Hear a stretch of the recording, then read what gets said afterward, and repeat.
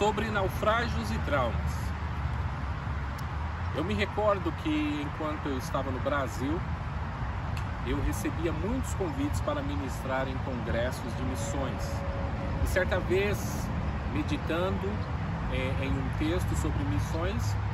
eu comecei a me debruçar e a meditar sobre a passagem bíblica em que o apóstolo Paulo diz, dentre outros sofrimentos em que ele enfrentou, ele disse: 3 vezes eu sofri naufrágio.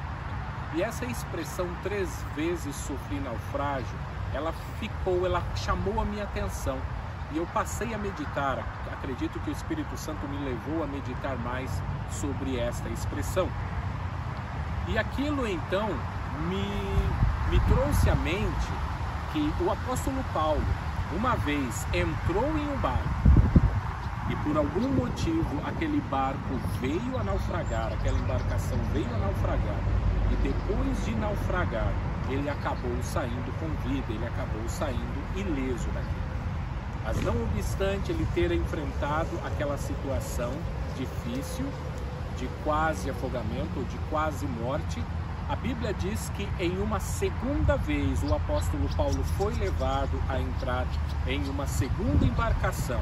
e que essa segunda embarcação veio também a naufragar,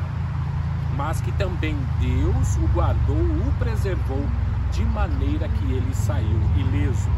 E então, não obstante ele ter sofrido 2 naufrágios, ele entra em uma embarcação uma terceira vez, e nessa terceira vez ele também veio a sofrer naufrágio. E isso, meus amados irmãos, ele nos leva a pensar sobre a seguinte coisa. Nós conhecemos várias pessoas que às vezes sofreram um acidente de carro e que passam a não mais dirigir carro,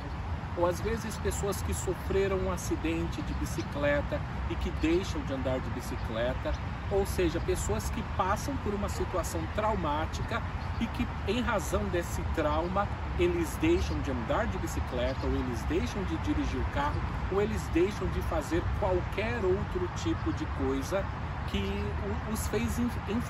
passar por essa situação traumática. Mas que isso não se aplica na vida do apóstolo Paulo. O apóstolo Paulo passou por 3 situações de naufrágio, mas isso não o impediu de, depois de sofrer um primeiro naufrágio, de entrar no barco uma segunda vez, e depois de sofrer um segundo naufrágio, entrar em um barco uma terceira vez e enfrentar e passar por toda essa situação problemática. Isso nos mostra que, nesse sentido, para o apóstolo Paulo, não havia espaço para traumas quando se tratava de cumprir o ID de Cristo, quando se tratava de proclamar o Evangelho, de falar do amor de Cristo para as pessoas perdidas. Claro, com isso eu não quero dizer que todas as pessoas deveriam ser como o apóstolo Paulo, no sentido de que os traumas não são sérios, não são profundos e que não afetam as pessoas, mas para mostrar dessa maneira maravilhosa, profunda, que Deus utilizou o apóstolo Paulo, em que nem mesmo situações que para a maioria das pessoas seriam traumáticas, elas o impediram de cumprir o seu chamado, que era de levar a boas novas de salvação às outras pessoas. E claro, eu também, depois de meditar sobre esta passagem, não pude deixar de concluir que, se o apóstolo Paulo não tinha espaço para traumas quando se tratava de cumprir o seu ministério, naturalmente ele também, muito provavelmente, deveria ser um exímio nadador.